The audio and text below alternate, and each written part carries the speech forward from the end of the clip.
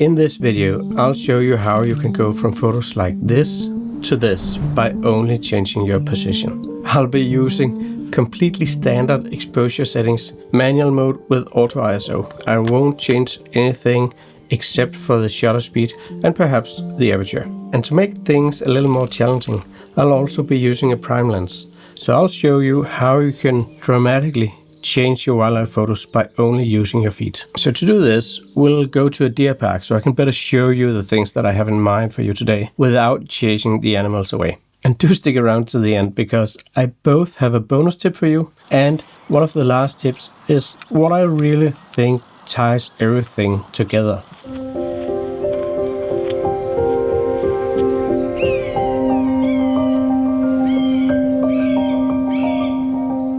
When you want to capture stunning wildlife photos, I think one of the most crucial things is to get down as low as possible, not just kneel down. You need to lie down, and even just holding your camera in your hands, like supporting it like this, is already quite a high perspective in some scenarios. Of course, if you have grass in front of you, that might be necessary, but really try to get as low as you possibly can, because it'll make such a huge difference. First of all, it creates a much more intimate feel and also a better connection with the animal as you really get to eye level. An additional bonus is that the background is much further away. If you're standing up, then you'll have the grass or earth right behind the animal as the background.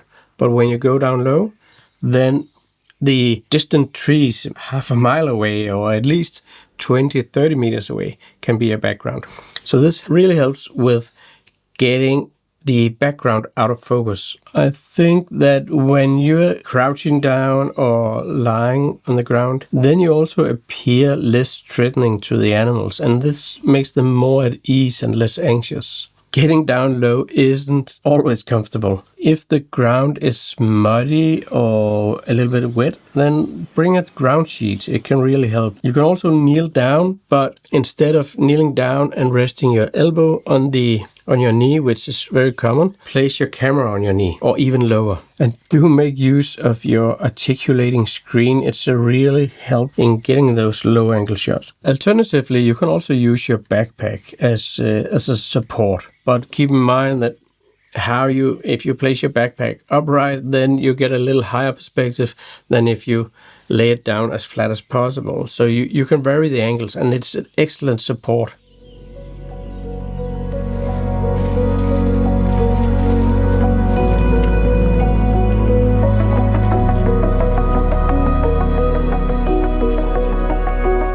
You can still come across situations where the background is simply too close, or it's not really pleasing, or it doesn't help the subject to stand out. So that's the next thing you want to look out for. If the background is still too messy, or if it lacks tonal contrast relative to a subject. And for this, you have to move around a little bit more to find that background. Often with a little bit brighter animals, I prefer a dark background, as it really helps make the subject stand out. You only have to change the camera angle just a tiny bit. If you just move half a meter to the left, then the background behind your subject can be radically changed. This is really something to look out for.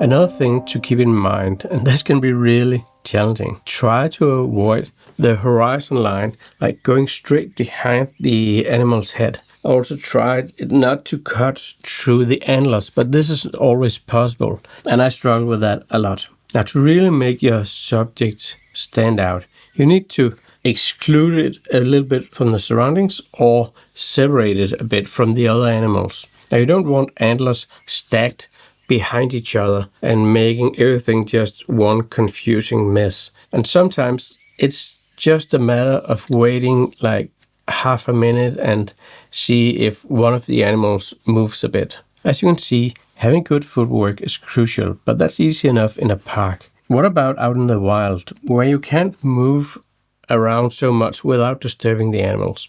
And that's where your research really helps you. You need to know how the light is, where the background is, before you position yourself, so you don't have to move so much around when the animals appear. So you really need to anticipate and set yourself up for getting a great shot. But then you also need a little bit of luck, because the animal have to move into that spot, and maybe you cannot move without scaring it away. So it's much more difficult.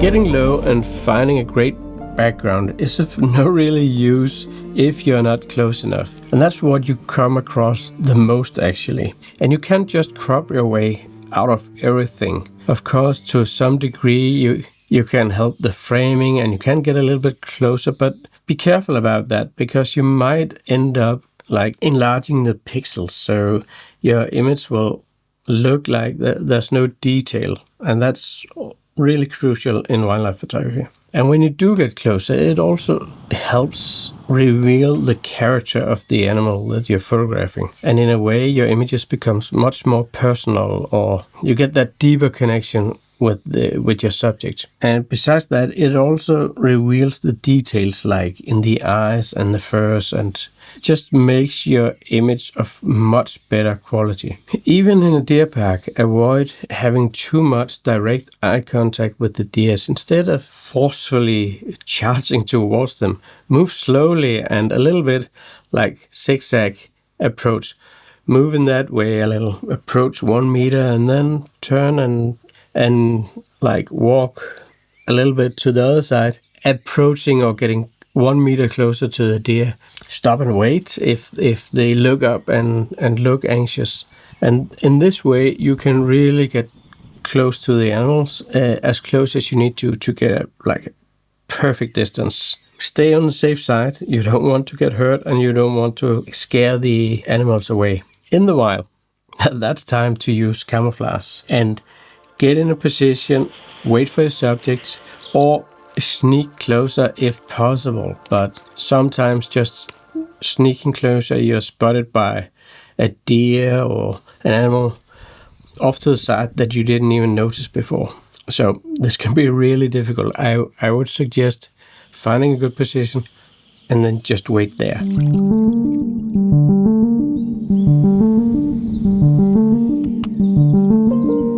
So now we get to what I believe ties everything together, and that is using lights. And you want to use the most dramatic light you can find. And this is backlighting. Why is backlighting awesome? Well, first of all, you get this nice rim light around your subject when it's backlit. Furthermore, if you shoot during the golden hour, which I suggest, you get that soft, warm light when the sun is low in the sky. So backlighting is really my preferred way of shooting, but of course you have to have nice weather conditions as well. Now backlighting also works better with a dark background, the dark background that we mentioned earlier. And there's one more added bonus. If you're lucky and if you have some highlights in the frame, then you can get a really nice bokeh effect in the image. With this shot of the white fallow deer, there's a lot of insects flying around in the air, and the reflection from their wings is actually what gives this nice bokeh effect in the image.